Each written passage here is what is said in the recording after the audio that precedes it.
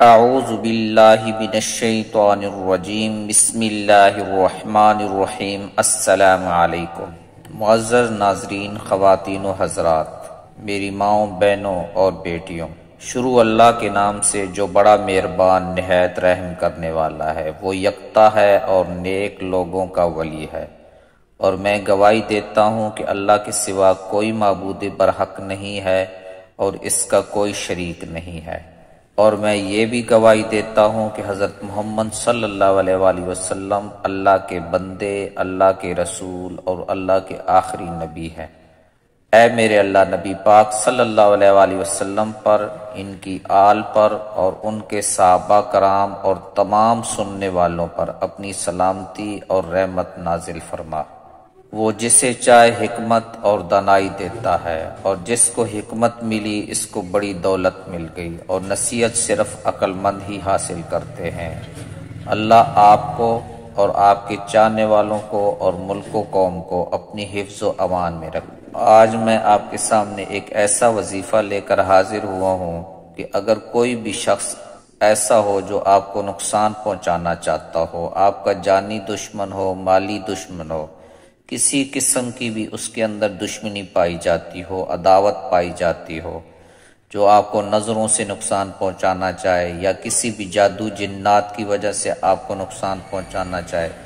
تو انشاءاللہ تعالیٰ یہ وظیفہ کریں گے تو انشاءاللہ تعالیٰ اس کو اکسائے گی، جو آپ کے خلاف دشمنی کے لیے اس کو آمادہ کرے گی، اللہ تبارک و تعالیٰ اس کی وہ تمام قسم کی صلاحیت سلب کر دیں، اور انشاءاللہ تعالیٰ آپ کی ایسی حفاظت ہوگی کہ آپ خود اپنے اندر ایسی توانائی محسوس کریں گے کہ باہر کی جتنی بھی چیزیں ہیں، کسی قسم کی بھی دشمنی والی یا نقصان پہنچانے والی، وہ آپ کے اوپر عمل ہی نہیں کر سکیں گے۔ بہت ہی آسان سی صورت ہے سورۃ الفیل، جو کہ اس کا شان نزول بھی اسی طرح ہے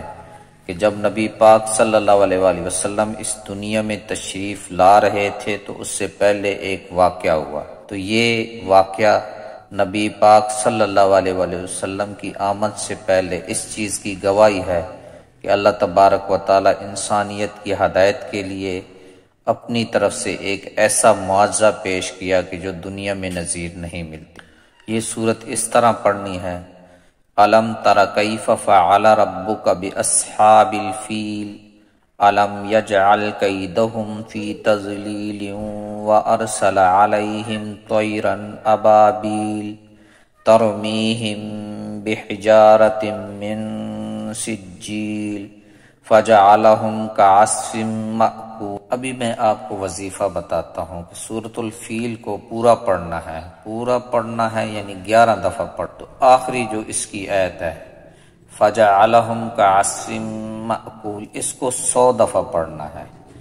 اور اول و آخر 11 مرتبہ درود شریف پڑھنا ہے، اور 11 مرتبہ استغفار پڑھنا ہے۔ یعنی سب سے پہلے 11 دفعہ درود شریف پڑھیں، اس کے بعد 11 دفعہ استغفار پڑھیں، استغفر اللہ اس طرح پڑھیں۔ اس کے بعد پوری صورت 1 دفعہ پڑھیں، پھر دوسری دفعہ پڑھیں، پھر تیسری دفعہ پڑھیں، پھر چوتھی دفعہ، 5ویں دفعہ، اسی طرح 6، 7، 8، 9 اور 10، اور جب 11ویں دفعہ پڑھیں اس کے بعد آخری آیت کو 100 دفعہ پڑھیں، فجعلہم کعصف مأکول، اس کو 100 دفعہ پڑھیں، اور اس کے بعد پھر درود شریف پڑھیں 11 مرتبہ، پھر استغفار پڑھیں 11 دفعہ۔ اس طرح یہ عمل کریں، انشاءاللہ تعالی دشمن آپ کا کچھ بھی نہیں بگاڑ سکے گا۔ اور اس وظیفے کا بہتر وقت فجر طلوع آفتاب سے پہلے اور بعد نماز عصر ہے، یعنی جب نماز عصر پڑھ لیں تو اس کے بعد بھی کر سکتے ہیں، اور فجر کی نماز جب پڑھیں تو اس کے بعد سورج نکلنے کے درمیان میں جو ٹائم ہوتا ہے نماز پڑھ لیں اور اس کے بعد کر لیں، انشاءاللہ تعالی بہت ہی زبردست عمل۔ اس وظیفے کو آپ 8 دن بھی کر سکتے ہیں،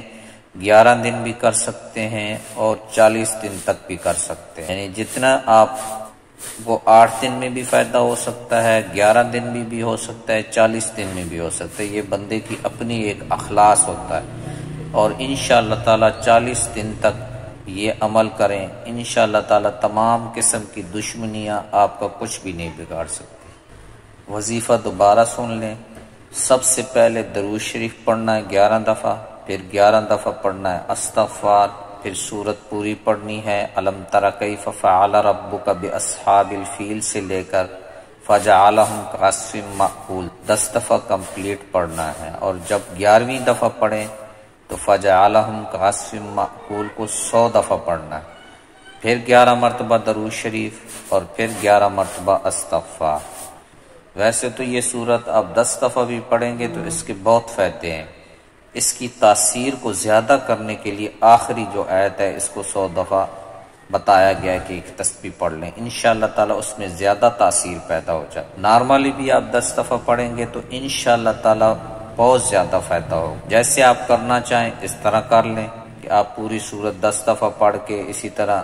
درود شریف استغفار پڑھ کے پھر سورت پڑھ کے اس کے بعد پھر درود شریف اور پھر استغفار پڑھ اور پھر فجعلہم کعصف مأکول 11ویں دفعہ دوسرا وظیفہ ہے کہ جب 11ویں دفعہ پڑھیں گے تو اس کے بعد آپ آخری آیت کی ایک تسبیح پڑھ لیں 100 دفعہ فجعلہم کعصف مأکول۔ انشاءاللہ تعالی اس آیت کے بہت زیادہ فوائد ہیں، اس کی پوری سورت کا اگر آپ ترجمہ بھی پڑھیں گے تو آپ کو اندازہ ہو جائے گا کہ اس سورت کے اندر اس کا مطلب ہی یہی ہے کہ اللہ تبارک و تعالی نے کیسے مکہ والوں کی حفاظت کی، نہ ان کے پاس مکمل کوئی بادشاہ تھی اس وقت، نہ وہ منظم تھے، اور حضور پاک صلی اللہ علیہ وآلہ وسلم کے جو دادا تھے وہ اونٹ چرا رہے تھے اور ان کے اونٹ ان کے قبضے میں چلے گئے جب وہ لشکر آ رہا تھا،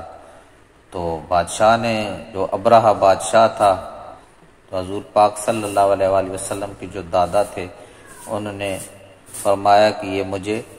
اونٹ واپس کر دے، تو وہ بادشاہ بڑا حیران ہوا کیونکہ وہ تو حملہ کرنے کے لیے آ رہا تھا کہ آپ صرف اونٹ مانگ رہے ہیں، آپ کو مکہ مکرمہ کی کوئی فکر نہیں، ہم تو وہ کعبہ ڈھانے کے لیے آ رہے ہیں، گرانے کے لیے آ رہے ہیں۔ تو انہوں نے یہ تاریخی جملہ فرمایا کہ کعبہ اللہ کا گھر ہے، وہ جانے وہ اس کی حفاظت خود کر لے گا، مجھے میں کیونکہ اونٹوں کا مالک ہوں تو مجھے اونٹ واپس کر دے۔ تو اللہ تبارک و تعالیٰ نے کیسے خانہ کعبہ کی حفاظت کی، یہ تو ایک تاریخی واقعہ ہے۔ اس صورت کے اندر یہ بہت بڑی تاثیر ہے، یہ جو کلمات ہوتے ہیں آج کل ویسے بھی جتنے بھی علوم ہیں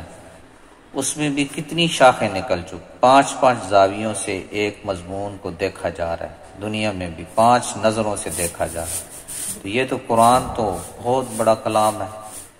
یہ تو وحی والا علم ہے، اس میں کتنی بڑی طاقت ہوگی، کتنی بڑی حکمتیں ہوں گی، اور ہم اگر ابھی بھی قرآن مجید کی آیات اور قرآن مجید پہ عمل کرنا سیکھ جائیں تو انشاءاللہ تعالی دنیا کا نہ کوئی علوم ٹھہر سکتا ہے، ہم نے تو ان علوم کو سمجھا ہی نہیں۔ انشاءاللہ تعالی آپ اس کے اوپر عمل کریں، اس ویڈیو کو زیادہ سے زیادہ شیئر کریں اور چینل کو سبسکرائب کریں۔ جزاکم اللہ خیر۔